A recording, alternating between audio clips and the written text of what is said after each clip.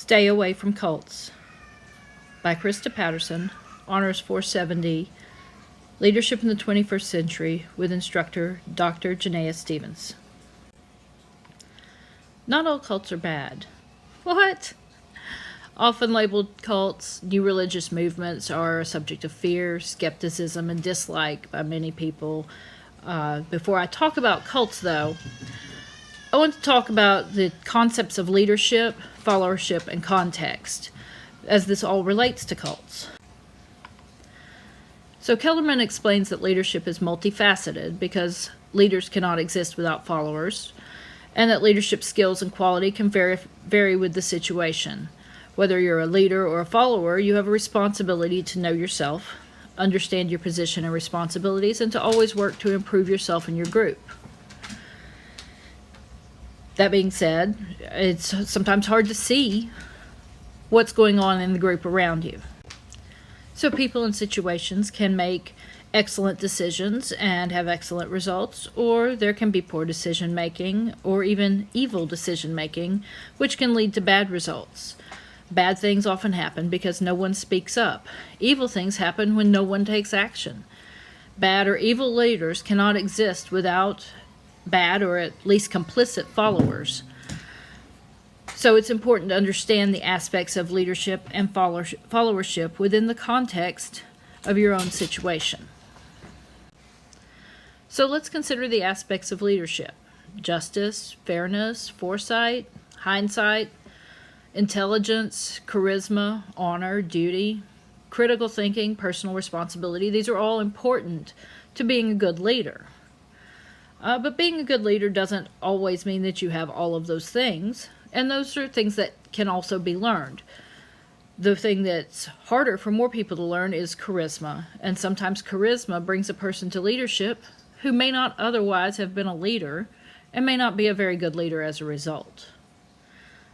Many of the same aspects of leadership apply to followers, though: faith, duty, honor, curiosity, intelligence, critical thinking, personal responsibility. So it's the responsibility of followers to know about their leader and to understand who that leader is and what the leader's intent is, and whether or not they're making a good choice in who their leader is. So why do cults form, and why does the term cult have negative connotations? Examining the Branch Davidian cult, led by David Koresh, could provide some answers to the consequences for cults that cross ethical lines. The Branch Davidians separated from the Seventh-day Adventists in 1955. Because so many of the Branch Davidian practices and behaviors remain a mystery, it is unclear how and why Koresh maintained leadership. Surviving members are still very secretive, still practicing and meeting for Bible studies, and remain closed-mouthed about the cult activities. David Koresh became the leader of the Branch Davidians in 1987 after returning to the cult following a dispute with the former leader's son. His rise to power was fast and violent, climaxing in shooting George Roden, a crime of attempted murder for which he was later acquitted. Koresh believed the apocalypse was coming and that he had unlocked the keys to the 7 seals, and it was his God-delegated duty to gather weapons and amass an army of God to fight evil in the coming disaster. Although stockpiling weapons, many types of weapons, is not a crime, it is troubling behavior to law enforcement and national security agencies. The worst ethical violations occurred in the cult's practice of spiritual wedding, which allowed Koresh to bed God-chosen females of all ages.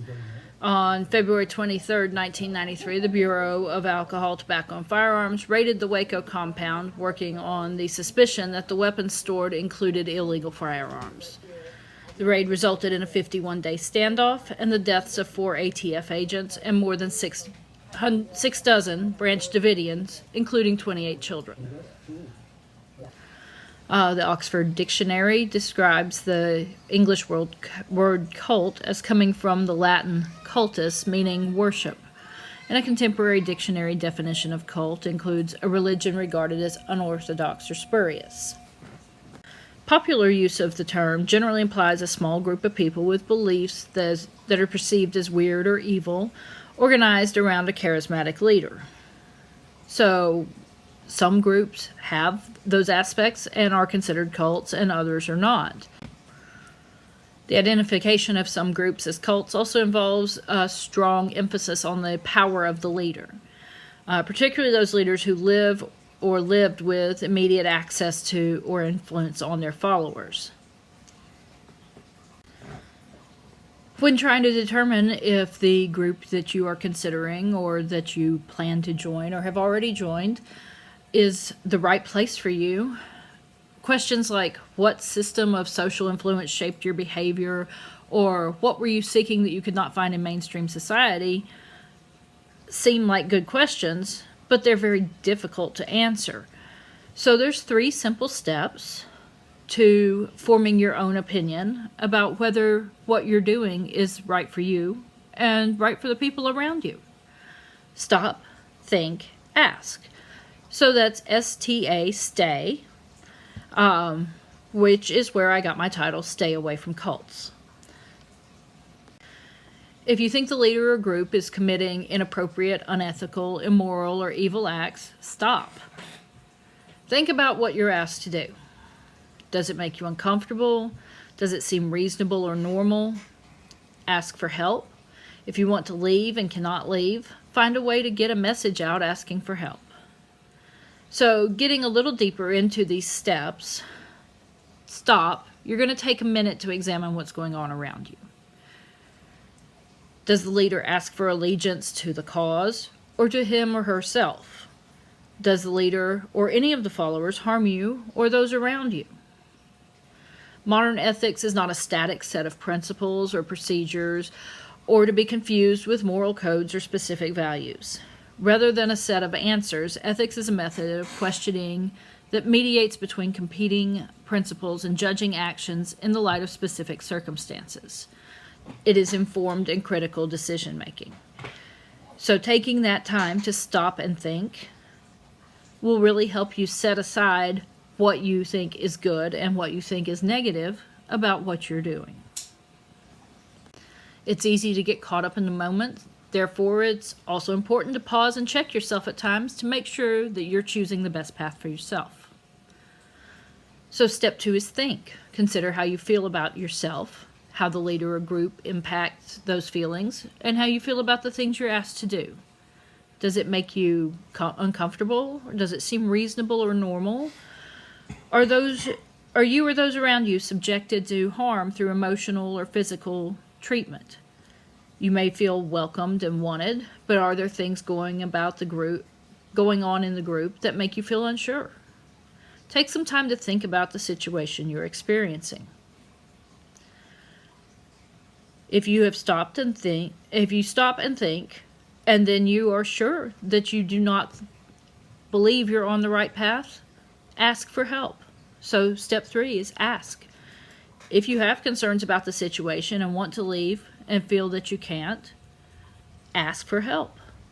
There are safe places, police stations, hospitals, crisis call lines that can offer assistance to help your decision making and provide places of physical safety in the case that you feel like you are bound to the group physically. So ask may be the hardest step of the 3 because you may feel pressured to stay where you are. But it's your life, it's your choice. It's your time to choose what's right for you. So in conclusion, we want to stay away from negative groups. Bad leadership combined with bad followership leads to negative results for the individual, the group, and society. The stay technique is useful for more than just negative leadership and followership. You can apply this technique to many of your life decisions to help you feel good about the decisions and the path in life you choose. Thank you for listening and stopping to think.